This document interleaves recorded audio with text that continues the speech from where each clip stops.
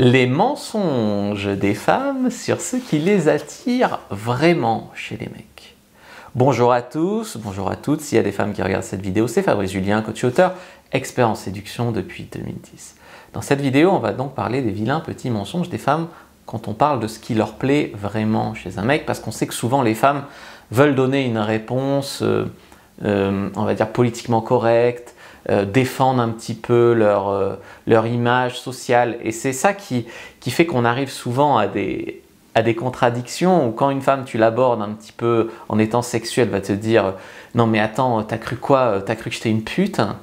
Et puis si tu l'abordes de manière on va dire en pensant, voilà, de manière trop respectueuse, etc., tu vois, elle va te dire non mais attends, mais t'as cru quoi, que je connais rien? Mais non, moi je suis trop une folle, hein, j'ai 3 plans cul en même temps. Et c'est là où tu arrives à des trucs givrés, tu vois. Donc, comment ça se fait? Ça se fait que souvent, elle ne te donne pas la vraie réponse, elle te donne une réponse qui correspond à ce qu'elle pense qu'il est bien de répondre à ce moment-là pour leur image, tu vois. Et ça, c'est très très difficile quand tu veux comprendre les femmes, parce que tu peux demander à ta sœur, tu peux demander à tes copines, tu peux demander à une fille qui est intéressée par toi ou à une fille qui s'en fout de toi, tu n'auras pas les mêmes réponses, ça rend fou. Comment savoir le vrai du faux? Alors je sais que je vais me faire insulter, incendier, donc je vais demander aux femmes qui regardent cette vidéo d'attendre d'avoir vu la vidéo avant de prendre leur clavier et de m'insulter. Parce que je sais que c'est des femmes qui sont là à réclamer le respect, qu'on les harcèle pas, qu'on les juge pas sur le physique. Une femme c'est plus que ça, évidemment une femme c'est plus que ça, j'ai jamais dit le contraire, une femme est loin d'être un bout de viande, sauf que c'est les premières à me dire ouais gna gna gna, tes cheveux ils sont gras, ah bon, j'ai peut-être mis un peu de cire, mais bon ils sont pas gras, me dire ta chemise elle est pas repassée, bon je sais pas, pourtant elle est repassée, enfin, bref, à me dire t'es avachi, t'es gros, tout et n'importe quoi. Donc à m'insulter, à me harceler en meute, hein, plein qui viennent me dire exactement la même chose avec les mêmes mots parce qu'une youtubeuse leur a dit qu'il fallait venir m'insulter. Bon, je veux dire, quand on réclame le respect, l'ouverture d'esprit et que on voit au-delà du physique, et ben, enfin, la base c'est de faire pareil, sauf que le monde est une hypocrisie sans nom et que elles font pas ça. Donc je vous demande de regarder la vidéo avant de m'insulter. Pour les hommes, vous allez en apprendre beaucoup juste après l'intro. Mais avant de commencer, je vous offre un guide gratuit sur la séduction ainsi qu'une série de conseils gratuits eux aussi par email. Pour les recevoir, si vous êtes intéressé, c'est très simple. Cliquez sur le premier lien dans la description de la vidéo. Si vous êtes motivé, vous le trouverez. Abonnez-vous et activez la cloche parce que si vous ne le faites pas, YouTube ne vous préviendra pas à la sortie des prochaines vidéos et vous allez rater des pépites. Mettez un like pour me faire savoir que vous pensez que cette vidéo est utile et pour que j'en fasse d'autres comme ça ou sur ce thème-là. Si vous pensez que ce contenu est utile, partagez-le en public ou en privé, je comprendrai. Vous pouvez aussi me laisser un commentaire, je les lis tous et j'y répondrai avec grand plaisir.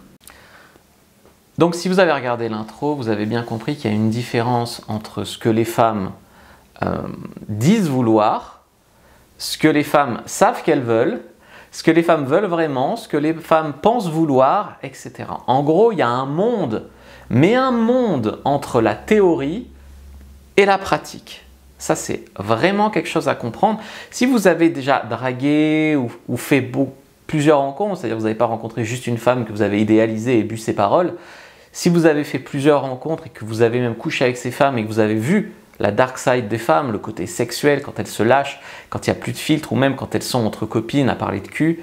Si vous avez vu ça, vous avez vu qu'il y a un monde entre la propagande de la télé, où on vous présente toujours les femmes comme des petits anges fragiles et purs, qui sont les victimes des hommes, etc.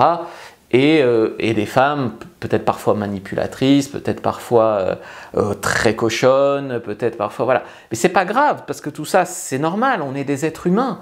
Il n'y a pas d'un côté les hommes les démons et les femmes des anges. On a tous en nous une part de démons et d'anges, de quelqu'un de bien et de quelqu'un de coquin. C'est normal en fait. Il faudrait juste arrêter de jouer des rôles, de prétendre des choses, de faire n'importe quoi, tu vois.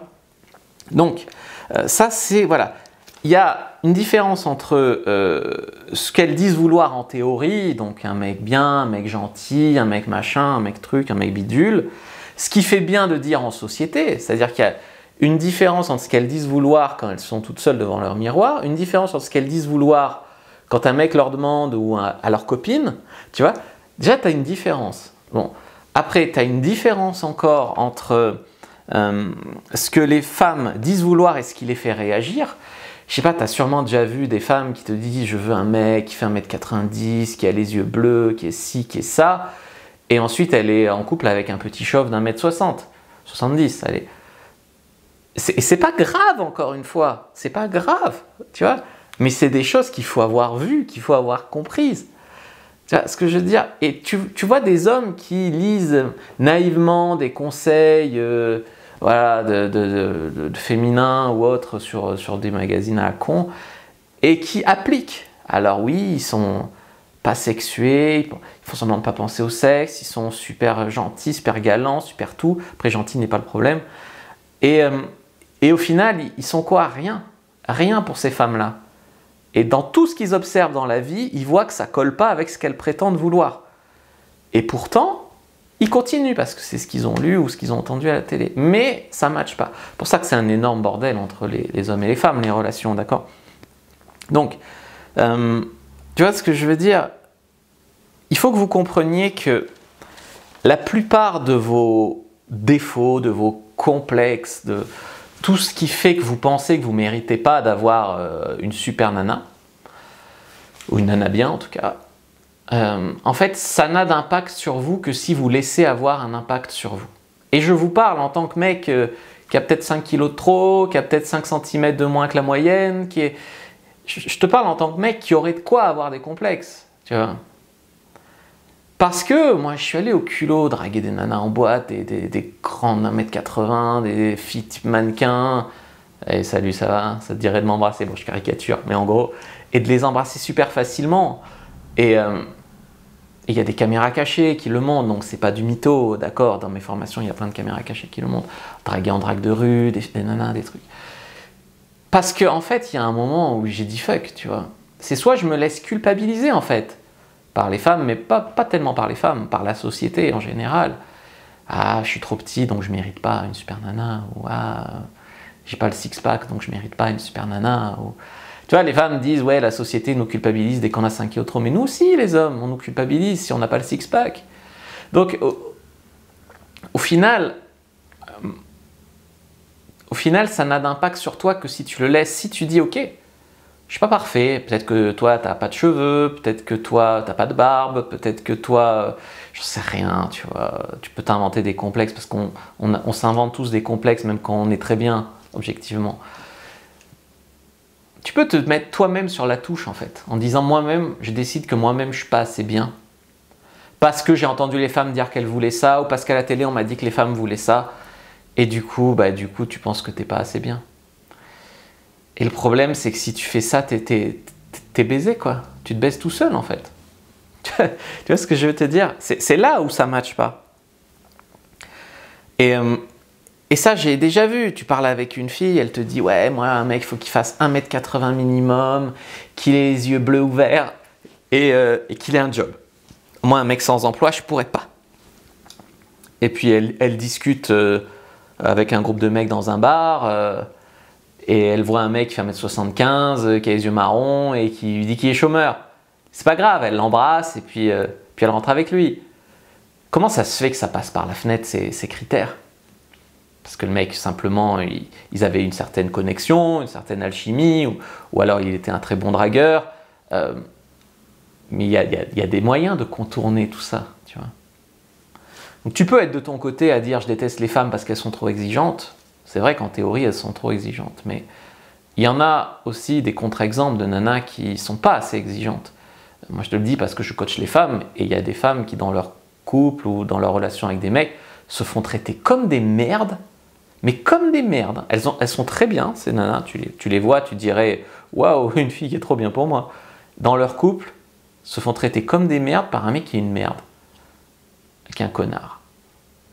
Donc, c'est facile de dire, parce que comme je te dis, tu as la théorie, tu as la pratique, tu as tout un tas de facteurs entre ce que tu perçois et la réalité qui font qu'à un moment, il faut lâcher prise là-dessus et il faut avancer en fait, tu vois. Voilà, et puis tu as aussi toutes les femmes qui disent des choses pour faire les malines, pour avoir l'air exigeantes ou qui se trompent de priorité. Elles se trompent de priorité, elles pensent qu'il faut être super exigeante sur le fait que le mec fasse de la moto par exemple. puis pas du tout exigeante sur le fait que le mec ne la rabaisse pas, ou voilà. Il y a aussi des femmes qui se trompent de priorité, comme il y a des hommes qui se trompent de priorité. L'humain, parfois, très souvent, se trompe de priorité. Donc, bah ouais. Donc, si je me permets de vous remettre en question, de vous questionner, vous en tant qu'homme, il y a des fois où vous avez dit que ce que vous cherchiez chez une nana, c'était, je sais pas, une blonde avec une grosse poitrine, je caricature à mort, voilà. Et puis au final, vous êtes tombé sur une petite brune, un peu rondouillette mais mignonne, et vous l'avez baisée quand même. Mais les femmes, c'est pareil. Et peut-être qu'en fait, elle était super sympa, cette petite brune ronde, et qu'elle était super intéressante, et qu'il y avait plein d'avantages à être avec elle, et que du coup, vous êtes resté en couple, vous êtes tombé amoureux d'elle. Et tu vois comment tu te retrouves dans un discours de façade et une réalité de la vie. Et souvent, le discours de façade est plein de jugements sur... Voilà, et puis après, la réalité est très différente. Et peut-être même que moi, je fais des discours qui sont comme ça aussi. Je ne suis pas en train de te dire que ma copine est une petite brune rondouillette, c'est pas du tout le cas. Parce que du coup, après, on pourrait croire que je me justifie. Mais quand bien même ça serait le cas, ça serait pas grave. Je veux dire, moi, j'ai déjà couché avec des filles rondes et c'était pas grave. Enfin, ça a même été des bons moments. Bon, pas toujours, mais des fois oui, des fois non. Tout comme des filles minces, des fois oui, des fois non. Et au final, voilà, c'est une manière de te niquer toi-même tes croyances limitantes. Il se peut que malgré ça, tu aies quand même vachement de mal à aller aborder les femmes, même si tu as compris qu'il n'y a pas besoin d'être parfait ou de correspondre à leur discours. Peut-être même que tu as compris que ce que tu faisais maintenant, en fait, ça tuait la tension sexuelle parce que tu te censurais toi-même à vouloir faire comme Marlène Schiappa a dit. Et du coup, tu te niques tout seul parce que tu n'as pas de copine. Tu es super respectueux, hein, tu corresponds à tous les codes du féminisme, mais tu n'as pas de nana bien bandante dans ton lit, quoi. Donc, peut-être que tu as envie de mettre fin à cette illusion-là.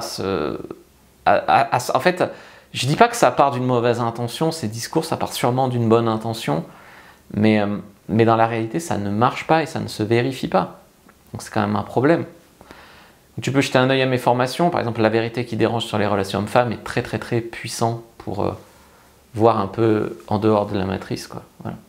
Je vous dis à bientôt et que le dieu de la séduction soit avec vous les amis.